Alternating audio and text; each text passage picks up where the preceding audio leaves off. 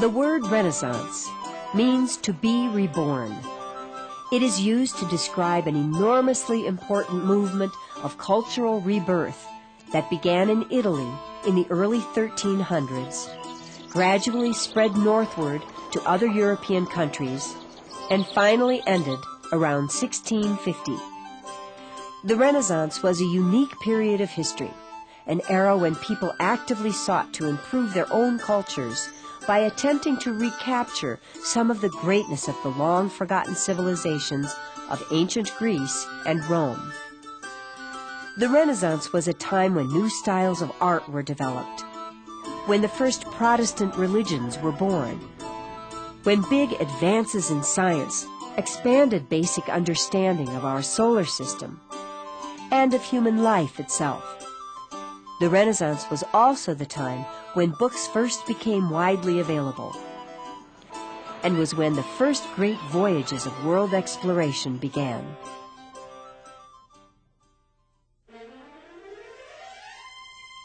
Because the Renaissance was inspired by the great accomplishments of the civilizations of ancient Greece and Rome, we shall begin this program with a review of what these civilizations were like and how their great achievements came to be forgotten. The highly civilized people who lived in ancient Greece, hundreds of years before the birth of Christ, produced marvelous works of art and architecture, and made lasting contributions to mathematics, science, government, and literature.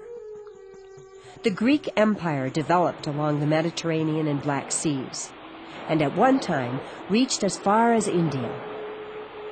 Greeks even ruled Egypt for hundreds of years. Eventually, the Greek Empire was overtaken by the forces of another great empire that was based on the Italian peninsula, in the city of Rome. And even though the Romans had conquered Greece, they had such a deep admiration for the Greek culture that they ended up absorbing much of it into their own. By 100 A.D., the Roman Empire had expanded across Europe as far north as Scotland, and into Asia and Africa as well. The Roman Empire was truly magnificent. Its provinces in Europe were linked to the capital by over 50,000 miles, or 83,000 kilometers of paved roads, as well as by a highly organized military system, government, and laws. Wherever the Romans colonized, they introduced their Latin language and their style of art and architecture. They built fine towns and cities with excellent water systems, huge bridges, and so forth. For centuries, the Roman civilization and learning flourished. But over time, corruption, complacency, and decadence weakened the Roman Empire from within, until finally, in the year 476 A.D., the great city of Rome was captured and destroyed by uncivilized barbarian tribes who came from what is now Germany. And this crucial event set off what is sometimes called the Dark Ages.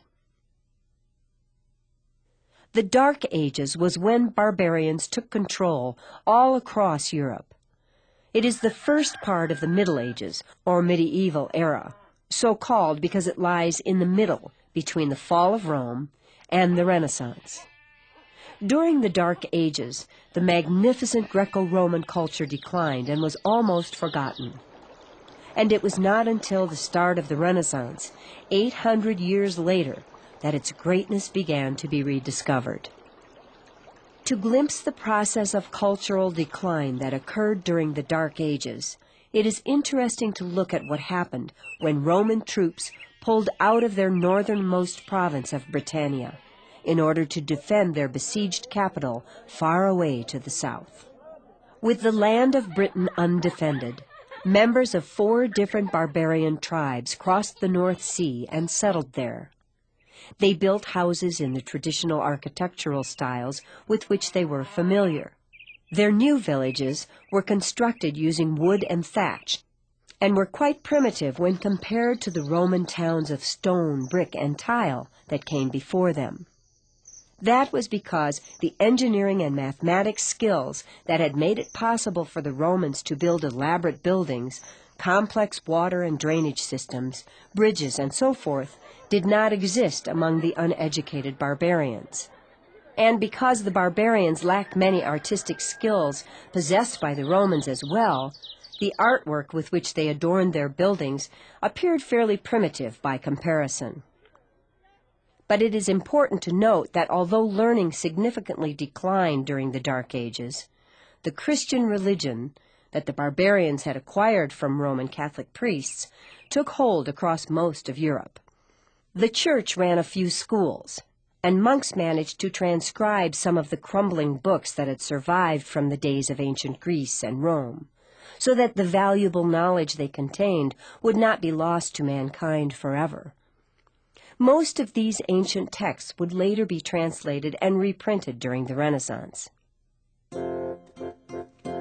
The period of history that followed the Dark Ages, around the year 1100, is often called the High Middle Ages.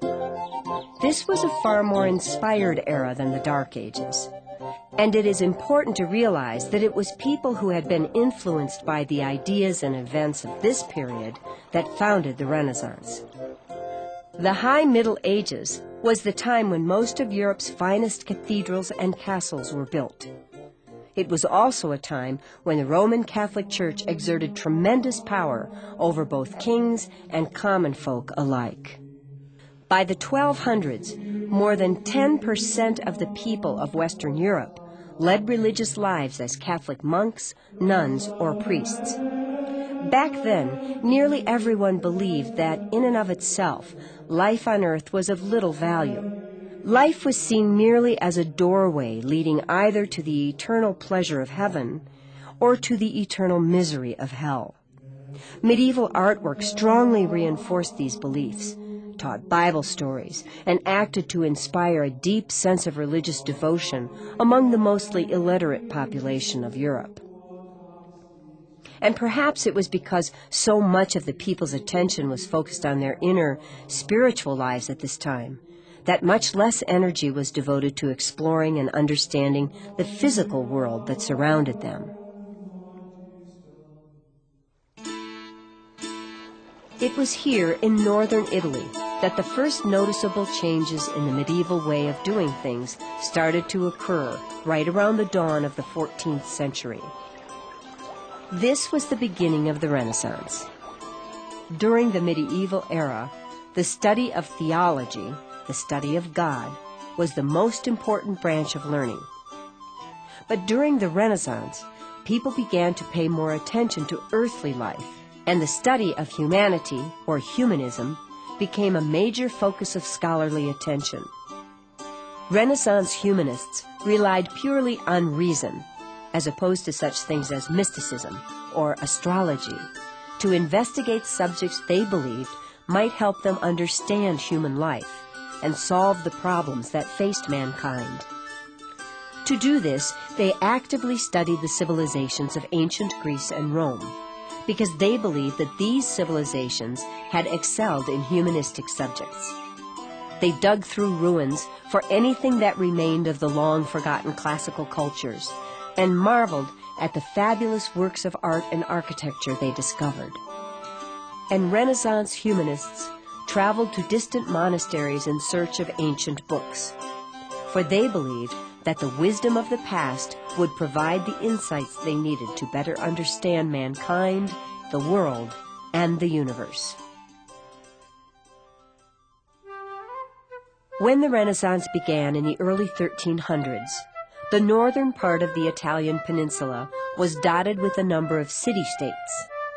A city-state being a small nation ruled by a city.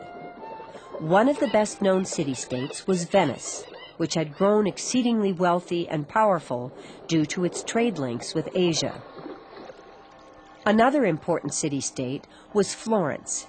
It was an important financial center that became a center for Renaissance literature and art as well.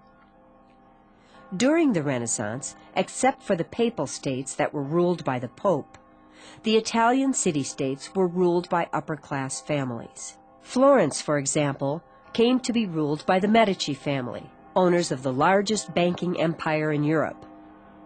The Medicis and other powerful families like them used some of their enormous wealth to encourage and support scholars, writers, scientists, and artists. And it was thanks to patrons like them that Renaissance learning and art was able to truly flourish in Italy. During the Renaissance, artists developed many individualistic styles of expression compared to the much more uniform styles developed during the medieval era. And they worked at creating more believable representations than the medieval artists had produced. For example, the people depicted in this medieval stained glass look unrealistic and flat, whereas the figure in this Renaissance stained glass window looks much more lifelike, in part because it possesses the illusion of having a third dimension, depth, due to the use of shading. Renaissance artists also discovered how to use perspective to create the illusion of distance. This was accomplished by progressively decreasing the size of objects, making them appear to recede in space, thus duplicating on a flat surface how humans naturally see things. When perspective first came into use in Renaissance art, it had a captivating, almost magical effect on people, nearly as magical as the first photographs were when they were introduced 500 years later. One other important difference between Renaissance and medieval art was that Renaissance artists preferred to glorify the human body, as the ancient Greeks and Romans had done. In contrast, during medieval times, the body was generally considered to be an obstacle to spiritual progress and not something worthy of glorification.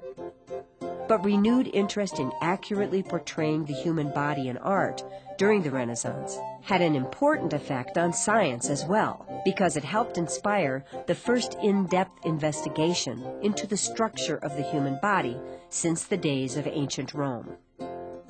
During medieval times, cutting open dead human bodies, even for purposes of medical research, was not an acceptable practice. Consequently, medieval understanding of human anatomy was limited and often inaccurate. But a Belgian doctor named Andreas Vesalius, considered to be the father of modern anatomy, boldly struck out against old medieval attitudes. Vesalius collected corpses from gallows and graveyards and used knives and other tools to perform dissections in order to make detailed observations of all aspects of the body's structure.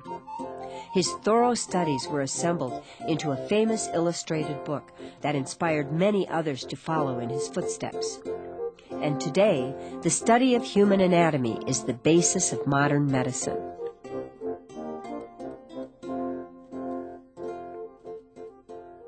True or false? During the Renaissance, a unified Italian nation did not exist. True or false? The Dark Ages occurred during the last part of the medieval era.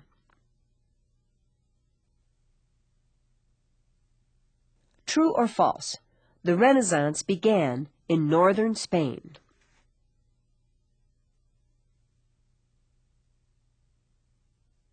True or false? Humanism is the study of God.